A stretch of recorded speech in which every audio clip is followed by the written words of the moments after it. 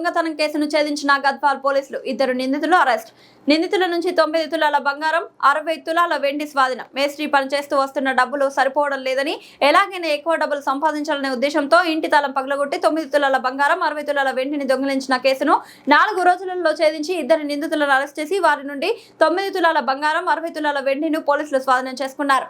T Srinivasarao, superintendent of police Jogulamba Gadwal జిల్లా వారి ఆదేశాల మేరకు కె శంకర్, అదనపు ఎస్పీ జోగులాంబ గద్వాల జిల్లా వై మొగిలయ్య, డిఎస్పీ గద్వాల స్వీయ పర్యవేక్షణలో Tanguturi Srinu, CI Gadwal Kalyan, SI Gadwal town PS ఆధ్వర్యంలో ప్రత్యేక టీంను ఏర్పాటు చేసి సీసీ కెమెరాలు, ఇతర సాంకేతిక మరియు నైపుణ్యం ఆధారంగా నిందితులను గుర్తించి నేడు గద్వాల పట్టణం శివారులోని చెనుగోనిపల్లికి వెళ్ళు రోడ్డులో కలువ పక్కల వేచి ఉండగా చెనుగోనిపల్లికి చెందిన మహబూబ్ మరియు మరో వ్యక్తిని మోటార్ సైకిల్ పై రాగా వారిని అదుపులోకి తీసుకొని వారి నుండి పై వస్తువులు స్వాధీనం చేసుకున్నారు. ఈ కేసును ఛేదించడంలో ప్రతిభ చూపిన Gadwal CI T Srinu, Kalyan, SI Gadwal town PS పీసీలు చంద్రయ్య, కిరణ్, రామకృష్ణలను జిల్లా ఎస్పీ ప్రత్యేకంగా అభినందించారు.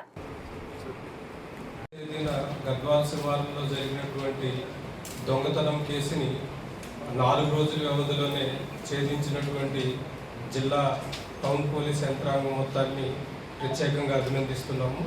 ఈ నెల 10వ తేదీన మిట్ట మధ్యాహ్నం ఒక HB/D అయింది. దాంట్లో సుమారుగా 9 తులాల బంగారం, ఒక 60 తులాలు వెండి, 7,000 క్యాష్ ప్రాపర్టీ స్టోలన్ చేయడం జరిగింది. వెంటనే గద్వాల అడిషనల్ ఎస్పీ గారు, డిఎస్పీ గారు, సిఐ గారు, అదేవిధంగా Gadwal town SI and crime party మొత్తం కూడా అన్ని సీసీటీవీ ఫుటేజెస్ ప్లస్ అన్ని రకాలుగా సర్వేలెన్స్ పెట్టడంతో మనకి ఈ రోజున చెనుగోనిపల్లికి సంబంధించినటువంటి 2 వ్యక్తుల్ని అదుపులోకి తీసుకోవడం జరిగింది. వారి దగ్గర నుంచి దొంగలించబడినటువంటి 9 తులాల బంగారం, 60 తులాల వెండి మొత్తం ఇంటాక్ట్ రికవరీ చేయడం జరిగింది.